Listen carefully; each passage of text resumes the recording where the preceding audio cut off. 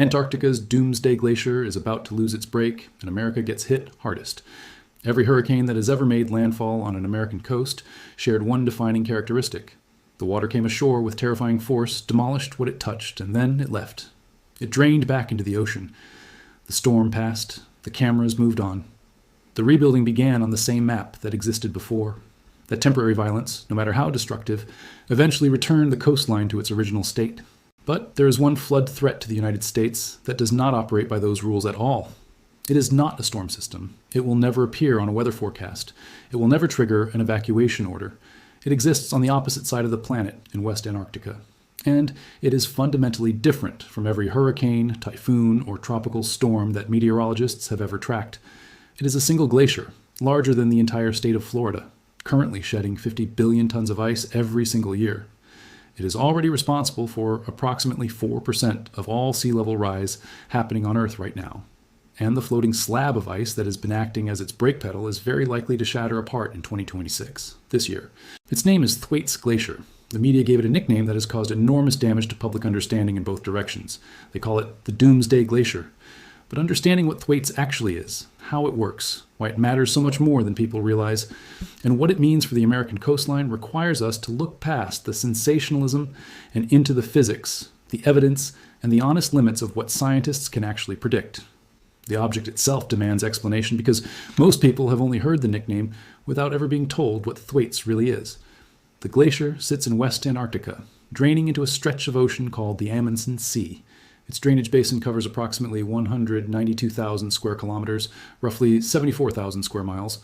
That makes it larger than Florida. It is close to the size of Great Britain. At the point where it meets the ocean, Thwaites stretches about 120 kilometers across, roughly 80 miles. That makes it the widest glacier on Earth. Not one of the widest, the widest.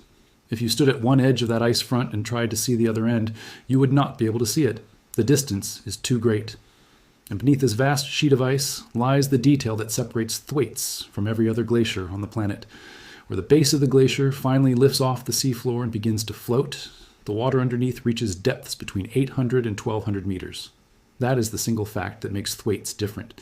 It is sitting on a bed of rock that lies far below sea level, and that bed gets deeper the further inland you go.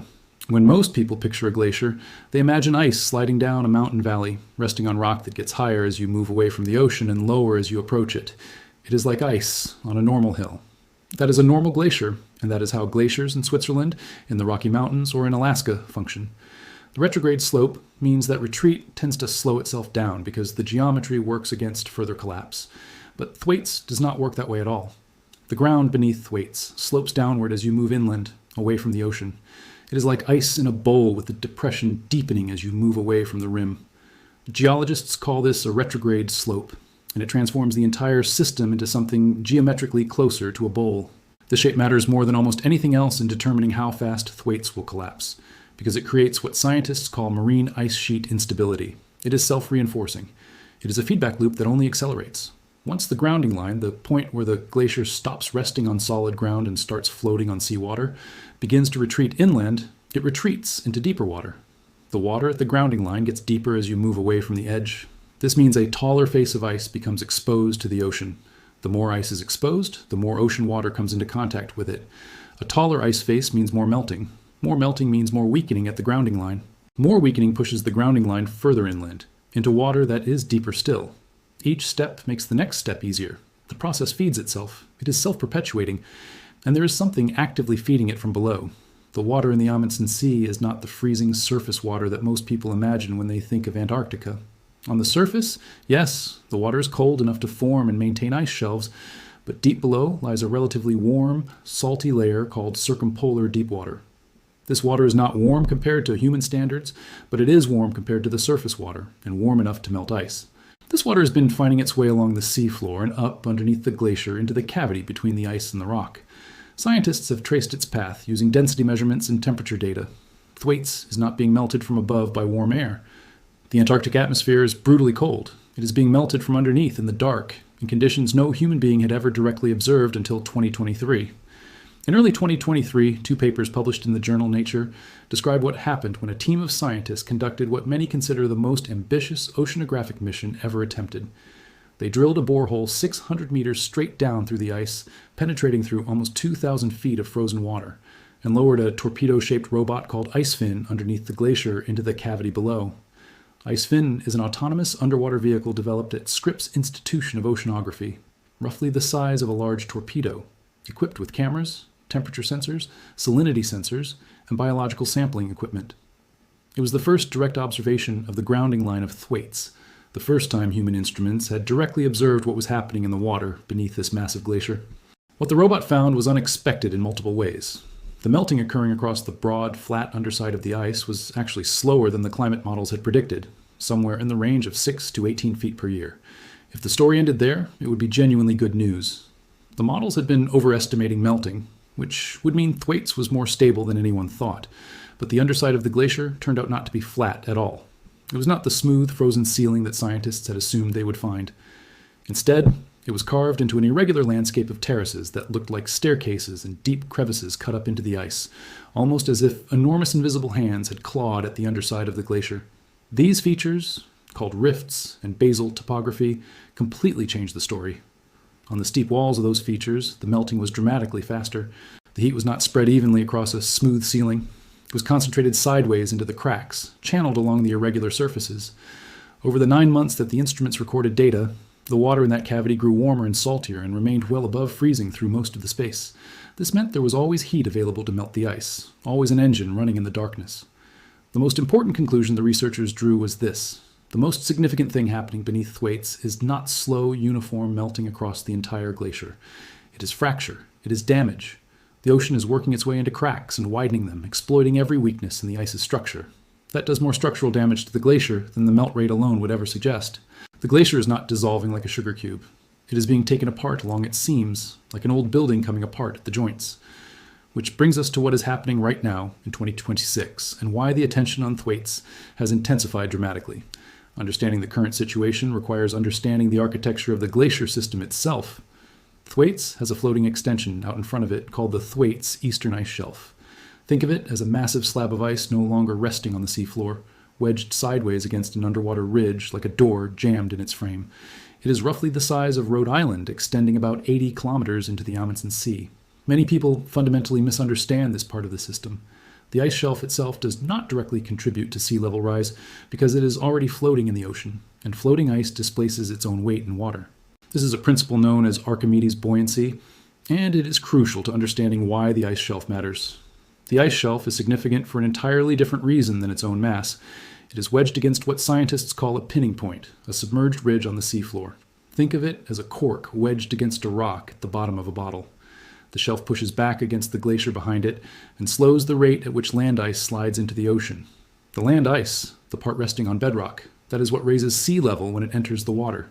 If that shelf breaks apart, if that cork comes loose from that rock, the glacier behind it will accelerate dramatically. That is the entire concern. The shelf is not the danger itself. The shelf is the break, and the break is failing. In December 2021, a glaciologist named Aaron Pettit from Oregon State University presented research showing fractures spreading across this shelf faster than anticipated. He warned it could shatter within 5 years. That warning was picked up everywhere, stripped of its scientific caveats, and it became the origin of most alarming headlines about Thwaites since. 5 years have now passed. Here is the accounting. The shelf did not shatter in that 5-year window, but it did not stabilize either.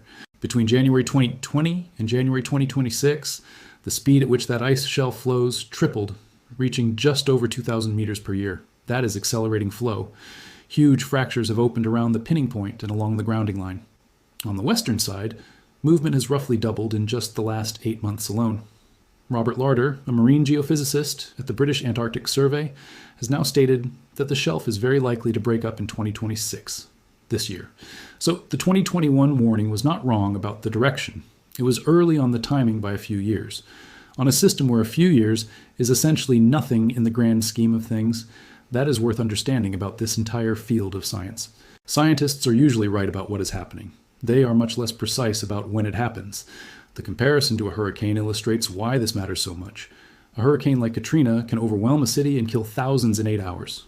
Raw destructive power in that immediate sense is far beyond what a glacier will do in any human lifetime. But run the clock forward, and the comparison inverts completely. A storm surge is a temporary borrowing of the coastline. The water goes back. The claims get filed.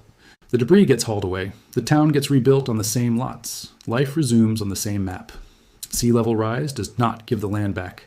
There's no draining phase to it. When the ocean rises 2 inches, it is about 2 inches at every high tide, every storm, every full moon, for the rest of human history, as far as anyone planning a city needs to care.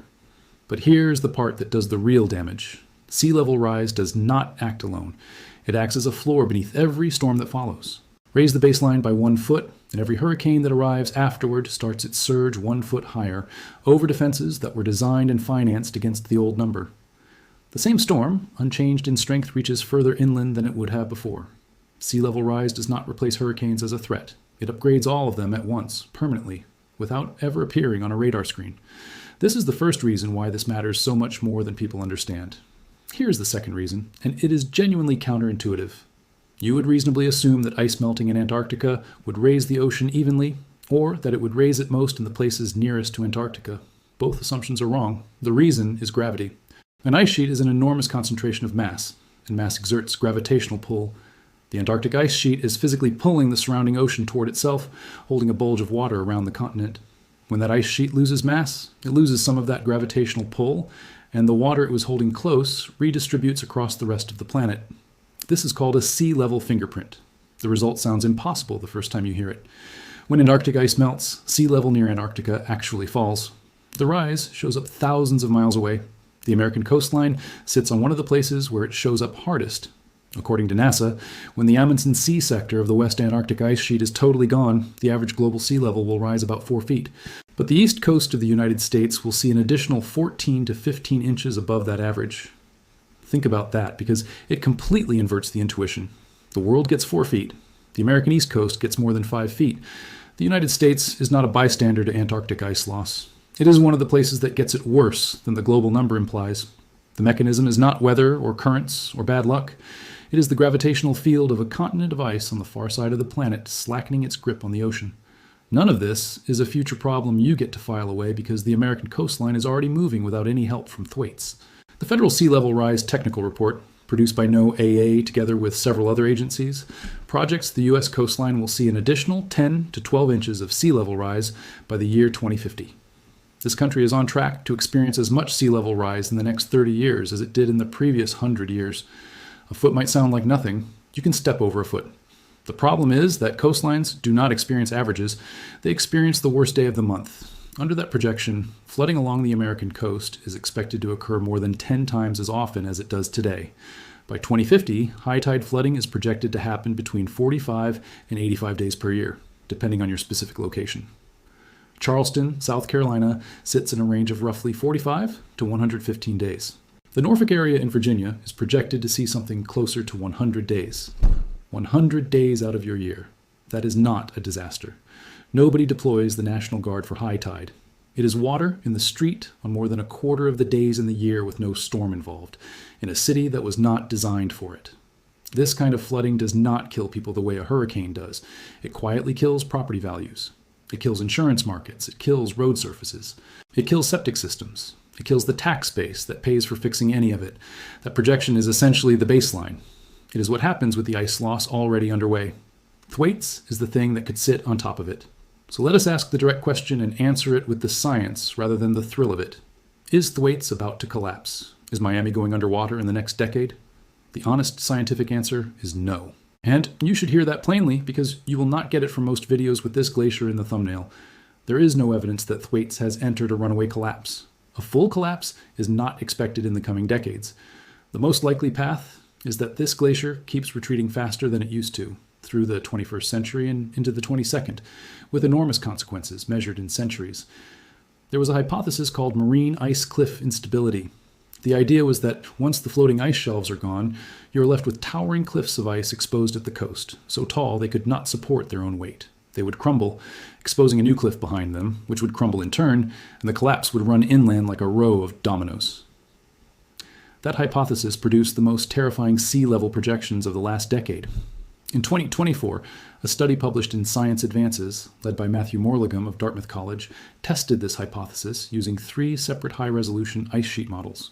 The finding was that ice cliffs need to reach around 100 to 135 meters, roughly 440 feet. before that kind of systemic failure begins, and that they fail far more gradually than the hypothesis assumed. When the team simulated a total collapse of the floating ice shelf today, all three models showed the glacier remaining fairly stable at least through the year 2100.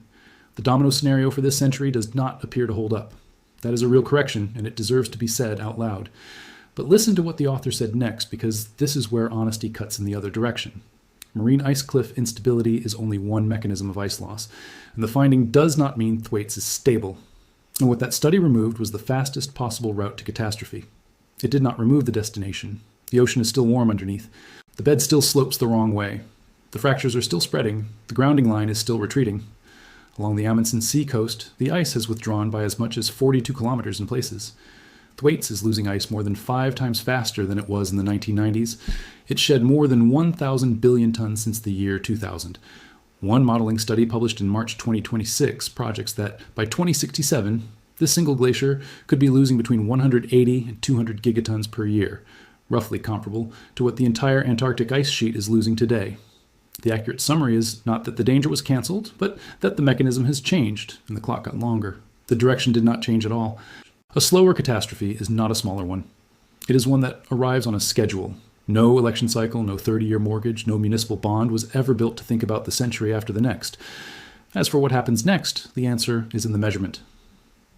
The International Thwaites Glacier Collaboration, a joint effort between American and British research programs, has spent years putting instruments on and under this glacier precisely because it was the largest hole in our ability to forecast sea level. Satellites track the grounding line and the flow speed. Boreholes and robots sample the cavity underneath. The thing to watch over the coming months is the eastern ice shelf and its pinning point. If that shelf breaks up this year, what scientists will be watching for immediately afterward is how much the glacier behind it speeds up and how fast. That number, measured rather than modeled, will do more to sharpen the sea level projections for the American coast than any argument will. Understanding our future coastline requires us to understand what is actually happening beneath that ice, not what our models predict, but what the ocean is actually doing in the darkness below. Here is what you can actually control, because information without action attached to it is just a heavier kind of worry. And for once, this is a hazard where the practical steps are unusually concrete and accessible. You can go find out your elevation and your flood zone. Not your neighborhood, but yours. Not a general estimate, but the specific elevation of your property. FEMA publishes detailed flood maps, and NOAA publishes coastal flooding viewers that let you see what a given amount of water does to your specific address. You can input your property and see how it floods at different sea level rise scenarios. You can see what the projection for 2050 looks like at your coordinates. You can actually visualize it.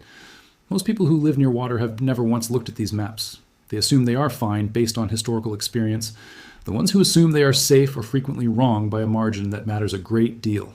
There is a phenomenon called nuisance flooding, where water intrudes into basements and parking structures and roads on sunny days during spring tides when no storm is happening. This happens now in places like Norfolk and Miami. By 2050, it will happen routinely in hundreds of coastal towns. Understand that a standard homeowner's insurance policy does not cover flood damage. It never has.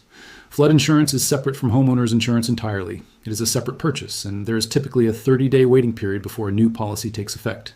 This is crucial. If a storm is in the forecast, it is already too late. That is a conversation to have in a calm month, not during hurricane season when everyone suddenly wants the same coverage. If you are buying on the coast, ask for the elevation certificate, and ask about the property's flood history rather than its flood zone alone. Ask about king tides. Ask if the property has ever had water intrusion. Flood zones can get redrawn based on new data, but water does not consult flood zone maps. Water simply follows physics and gravity. If you are a renter or if property decisions are out of your hands, the thing you can control is the go bag and your plan.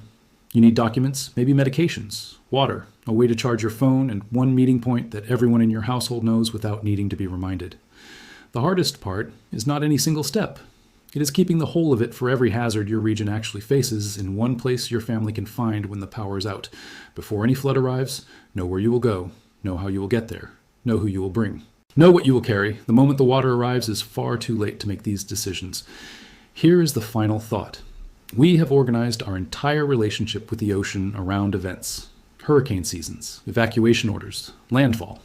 The moment the storm passes and the counting begins, every institution we built for coastal risk assumes the water comes, and then the water goes. Insurance is priced that way. Building codes are written that way. Mortgages are underwritten that way. Cities are planned that way. But Thwaites Glacier does not care about any of that because it is not an event happening. There is no landfall. There is no all clear. There is no moment when the water goes back out and the counting starts because the counting never stops. That is the difference. A hurricane is an ocean that is visiting. This is the ocean moving in. The first is a catastrophe you survive and rebuild from. The second is not a catastrophe at all in any way that we know how to recognize. That is precisely why it will beat us. It is slow enough for us to ignore and permanent enough that ignoring it compounds. It is driven by a piece of ice so far away that no American will ever see it with their own eyes, yet its consequences will reshape the American coastline in ways we are only beginning to understand. The eastern ice shelf will either break this year or it will hold. Satellites will measure what happens. Whatever they show, you deserve to know what actually changed, not what it makes people feel. Because the truth about sea level rise is that it does not announce itself. It does not give you a warning cone. It does not appear on the news the moment it crosses some threshold. It just keeps happening day after day, tide after tide, year after year, until the map you planned your life on is not the map you're living on anymore. And by then, the decisions you made or did not make years before become the constraints you cannot escape. So look after the people around you. Find out what your address sits at above sea level. Do it this week rather than the week you really need it. Because the water is not coming on a schedule that negotiates with us. It is coming on a schedule that cares nothing about our convenience. And the only advantage we have is that we can see it coming.